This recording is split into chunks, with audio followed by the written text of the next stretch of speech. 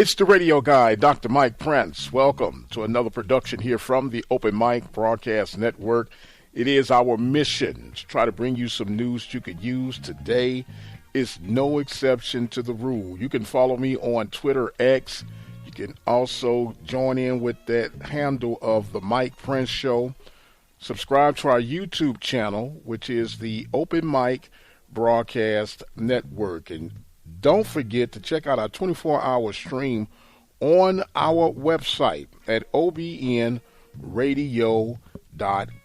With all that being established, let us jump right into today's episode. Well, there was so much going on throughout last week, and I wanted to give this story the ample, what I feel overdue acknowledgement, and we'll go ahead and let it be known now. Last week, Major League Baseball did something that was so long overdue, and it is finally settling well within my soul, and it might not mean much to anyone else.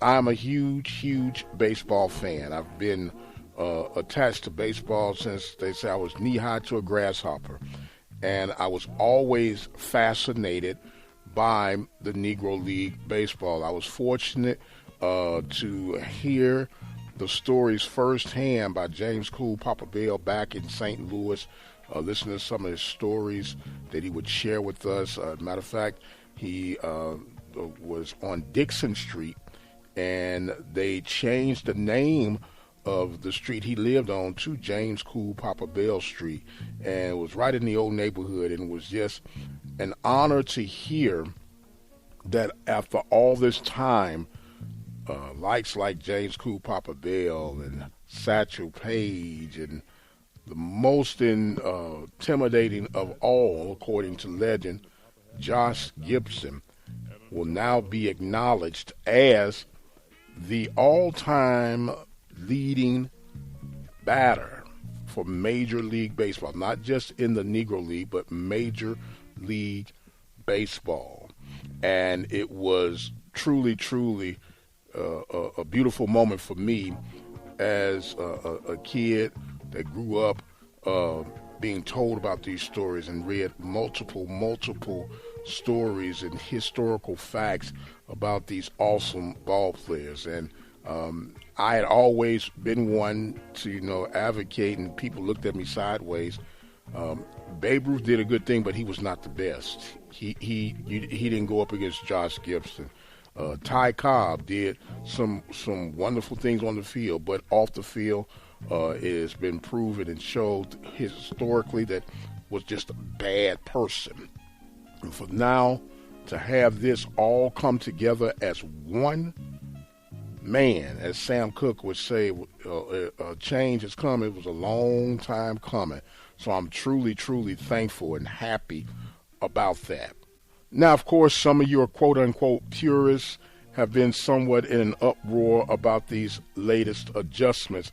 But here's the bottom line. How can you profess to be the best when you never went up against the best? You never went up against the best. And that was the case for the Ty Cobbs and even for the Babe Ruth.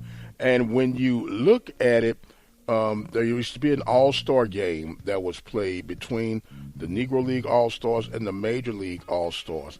And the Negro League All-Stars had more than their share of victories. As a matter of fact, they had a winning record against Major League Baseball, which lets you know that there were multiple talented ball players, not just the Josh Gibsons and the James Cool Papa Bells and the Satchel Paige. There were so many people that go under the radar that had never been heard of. And so now, hopefully placing them in their prospective places in Major League Baseball, maybe some of these things can start coming to the light.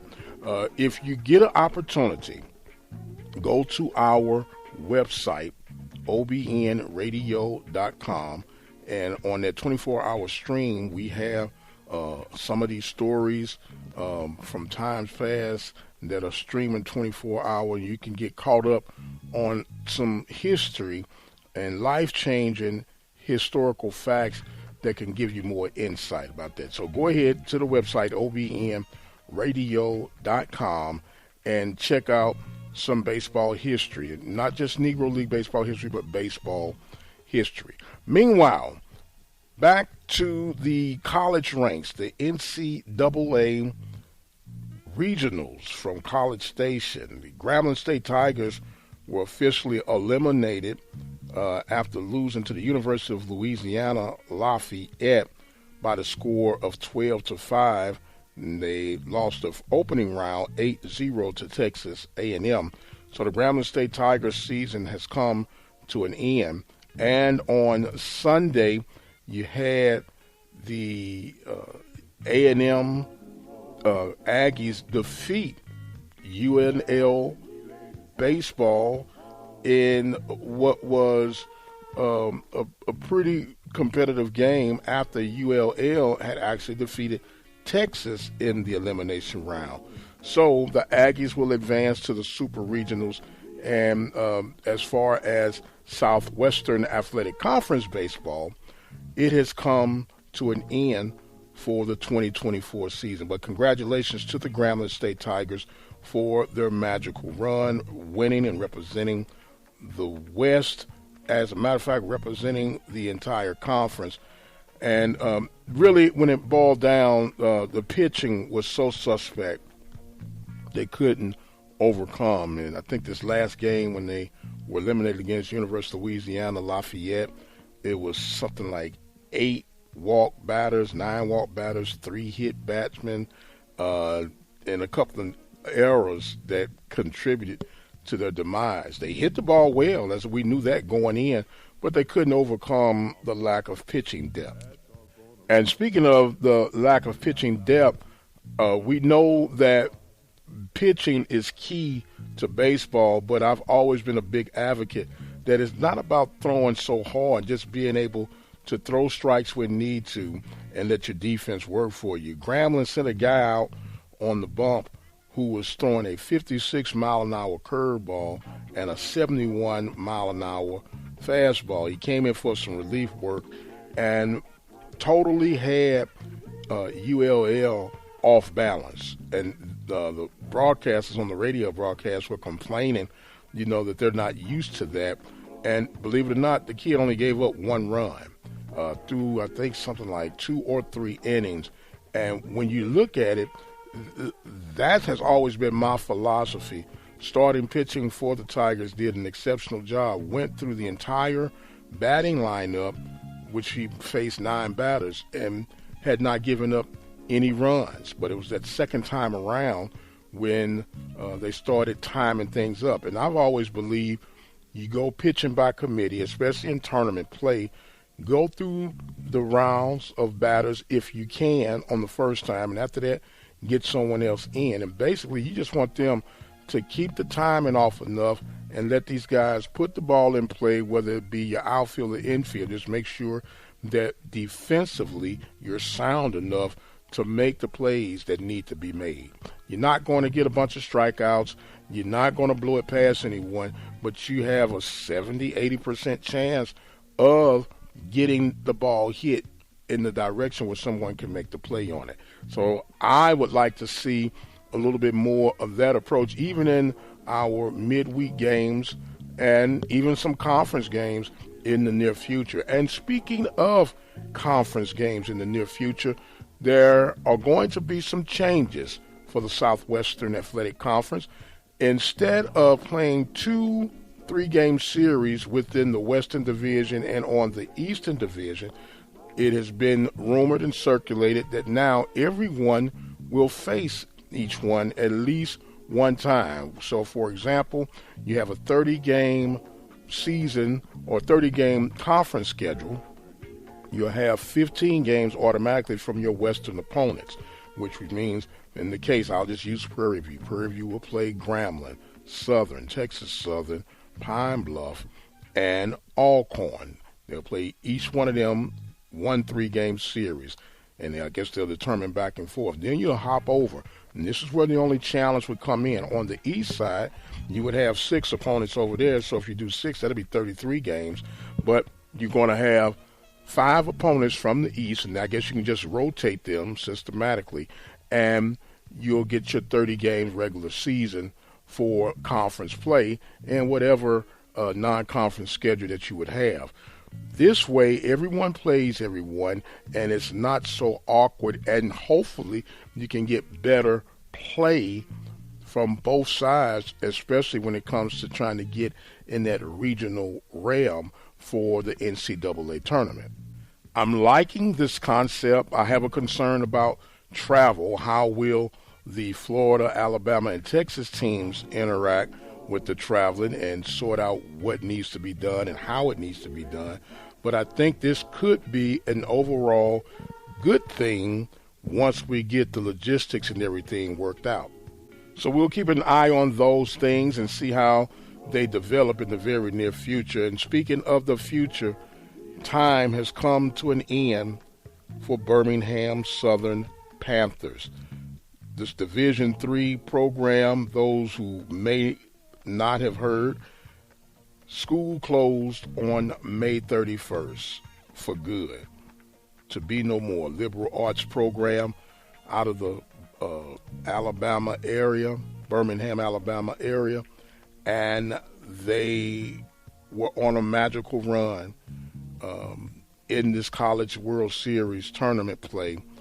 Ended up winning 1 out of 3, were eliminated on Sunday. So an ending coming in for what was a magical carpet ride. But as they say, all good things must come to an end. And want to wish those young men well. 20, 30 years from now, they'll look back on this and say, what a ride we've had. And they went out with a bang. It was them literally against the rest of the baseball world in the D3 era. And they came out. They can hold their heads up high. And we say, once again, congratulations to them, which has always been my preference and emphasis on covering athletics. Yeah, there are a lot of more serious and thought-provoking things that are going on throughout the world, but something about athletics that has that common bond of drawing people together, regardless of your status, regardless of your financial, social, educational, pecking order. Athletics is the glue. We know that athletics help put some college programs and institutions on the map. We know it is about the education. We know it's about advancing one's life through a solid, accredited degree program.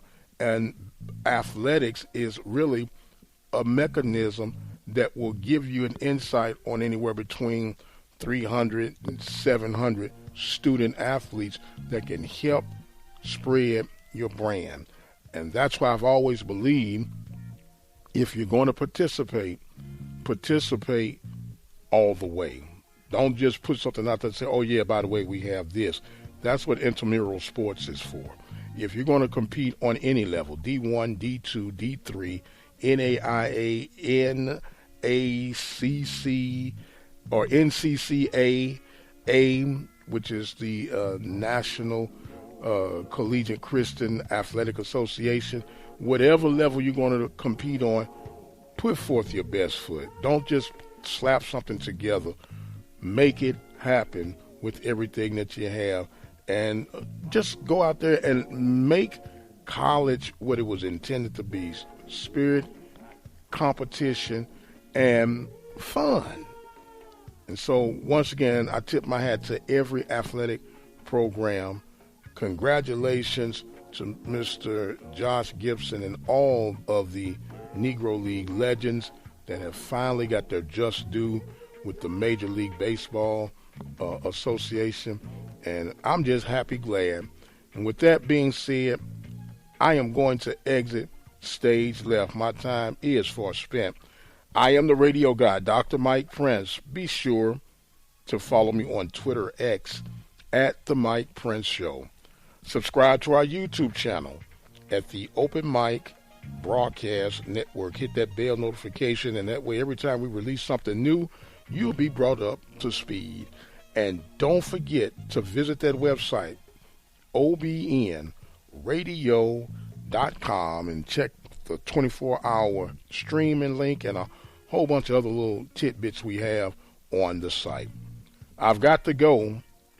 Until the next time, you guys be blessed, and we'll see you on the other side.